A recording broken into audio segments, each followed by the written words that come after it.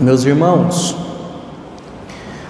hoje, tanto a primeira leitura quanto o Evangelho trata-se de uma despedida. Na primeira leitura dos Atos dos Apóstolos, São Paulo, que estava há 3 anos em Éfeso, pregando, ele se despede das pessoas. E é uma narração assim, bem teatral. Imagina ali aquela situação, Paulo se despedindo de todo mundo. Aí a palavra fala assim: Paulo ajoelhou-se e rezou com todos eles. Todos depois prorromperam em grande pranto e, lançando-se ao pescoço de Paulo, o beijavam, aflitos, sobretudo por lhes haver ele dito que não lhe tornariam a ver-lhe o rosto. Imagina essa cena, ali na beira do mar, Paulo ajoelhado com o grupo de cristãos, talvez não muito grande, que ele tinha aconselhado durante 3 anos, e aí aquele povo lá começaram a prorromper em lágrimas, gritando, chorando e pulando no pescoço de Paulo. Talvez umas pessoas dizendo: não vai embora, e Paulo: eu preciso ir. Eu acho engraçado essa cena pela teatralidade que tem nela. É tudo real, viu? Não é historinha não. Mas trata-se da despedida de um pastor que permaneceu com esses cristãos durante 3 anos. E São Paulo fala: durante 3 anos, dia e noite, com lágrimas, não parei de exortar a cada um em particular. E é como se Paulo aqui estivesse confiando este povo que ele cuidou, ensinou durante 3 anos, entregando-os agora ao Pai, para que o Pai cuide destes filhos, que agora sem o pastor certamente passarão por muitas tribulações e vão precisar de uma fé firme para permanecer na palavra pregada. O Evangelho é muito semelhante. João aqui está num discurso que a gente chama de discurso da despedida. É o último discurso de Jesus. E Jesus está falando com o Pai: Pai, eu estou indo para ti agora. Cuida agora dos meus filhos que eu estou deixando. Como Paulo, Jesus estava partindo e confiando o seu povo ao Pai.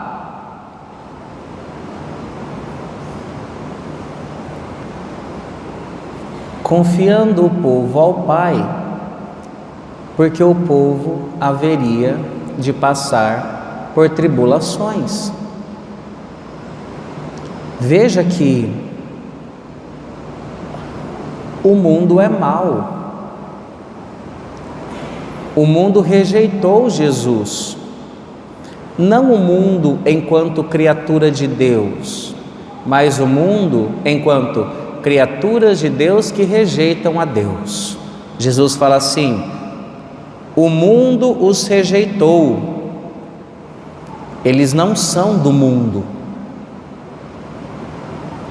Agora, sem Jesus, o povo cristão iria passar por muitos perigos. E o Pai então, ou melhor, Jesus então confiava-os ao Pai, para que o Pai guardasse o seu povo de todos os perigos. Esta é uma verdade que nós não costumamos meditar suficientemente. Enquanto nós estamos aqui nesta vida, nós estamos em constante perigo.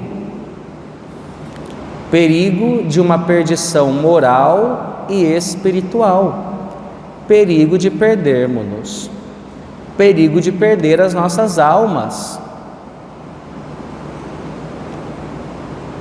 E então Jesus reza por nós, para que o Pai cuide de nós, para que nós não pereçamos. Sem a presença constante de Jesus, nós podemos nos perder. Nós ficamos muito deslumbrados com a beleza das coisas. Eu acho muito bonita a estrada de Chapada, que você olha, aquela chapada maravilhosa. A beleza do mundo nos atrai. Quando Deus ele cria o mundo, Ele o cria para que, vendo a beleza da criação, nós possamos chegar até Deus. Como esta chapada é bela, belo é o seu Criador. Como esta mulher é bela, belo é o seu Criador. O que acontece com o mundo? O mundo vê as belezas naturais e param nelas, não vão para Deus. O mundo sem Deus vê a beleza das pessoas e param nelas, elas não levam para Deus. E nós podemos nos enganar. Deus ele quer nos prevenir deste mal.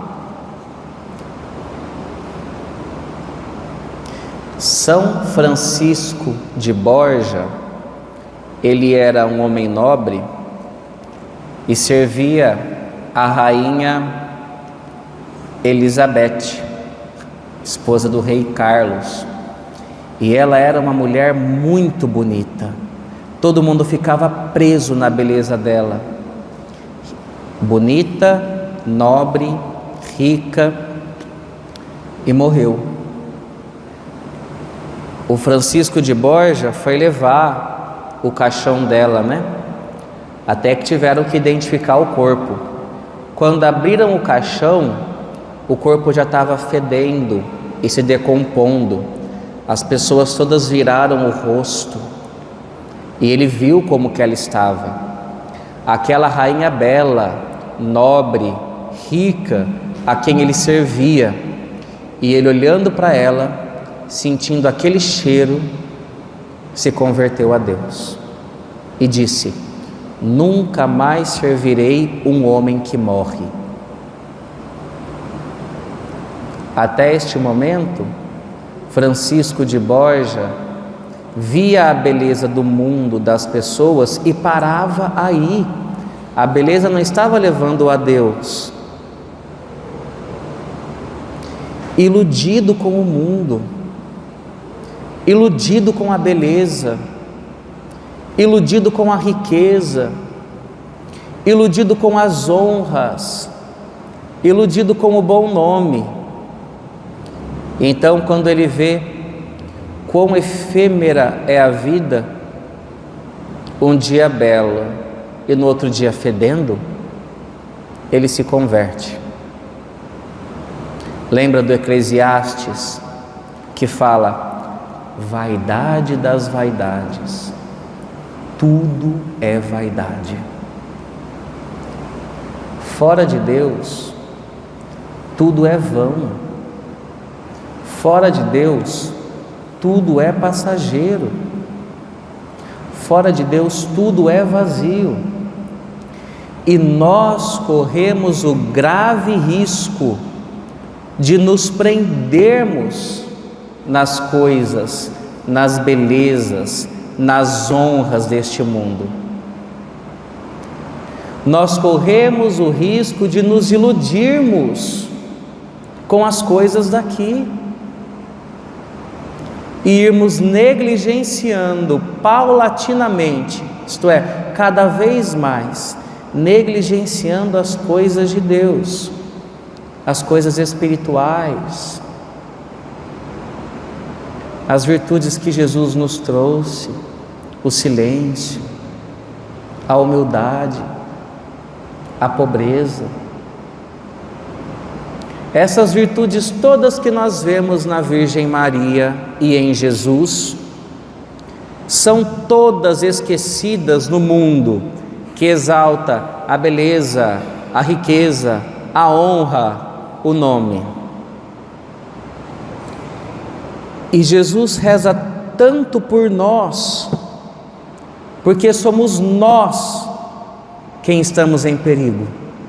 Agora, nesse momento, eu e você estamos em perigo de nos perdermos, de nos iludirmos com o mundo e deixarmos Jesus.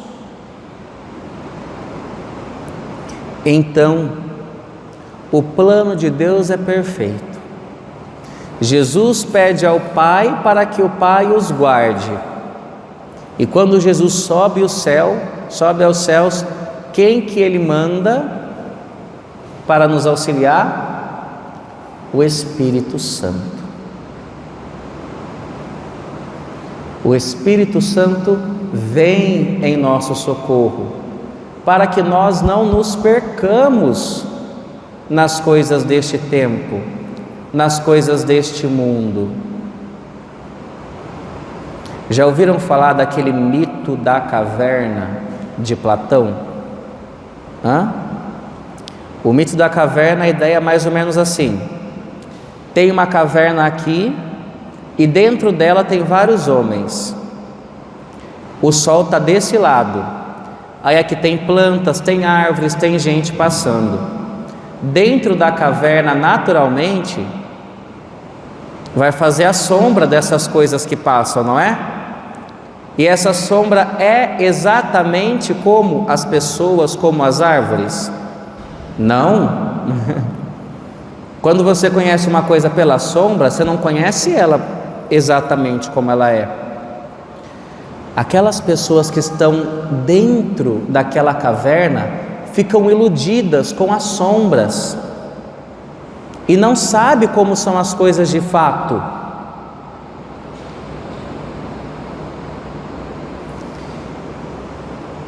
Então o Filho pede ao Pai para que o Pai nos consagre na verdade, para que nós não fiquemos presos na sombra das coisas que passam, mas para que, consagrados na verdade, nós possamos estar face a face com as coisas como elas são, enxergando o mundo como ele é, enxergando Deus como ele é, o mundo como ele é, passageiro, vazio, efêmero, e enxergando Deus como Ele é, glorioso, maravilhoso, perfeito, bom, belo, verdadeiro.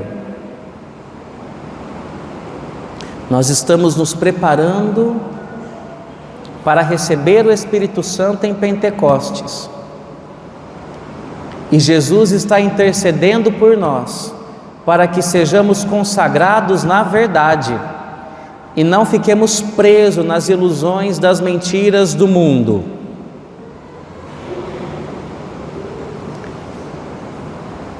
Que nesta semana de preparação para recebermos o Espírito Santo, o nosso coração possa já ir se esvaziando de tudo aquilo que não é de Deus, de todas as sombras que nos fazem amar e viver numa ilusão, para que, vindo o Espírito Santo e consagrados na verdade, nós possamos amar as coisas que são dignas de amor, nós possamos viver uma vida digna de ser vivida, como filhos de Deus, cheios do Espírito Santo, consagrados na verdade.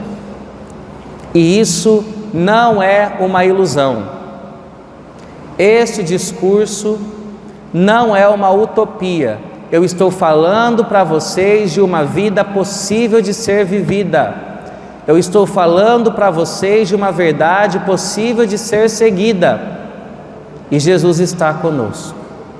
Jesus está nos ajudando, rezando por nós, enviando o Espírito Santo para que sejamos santos, e para que nós vivamos na verdade.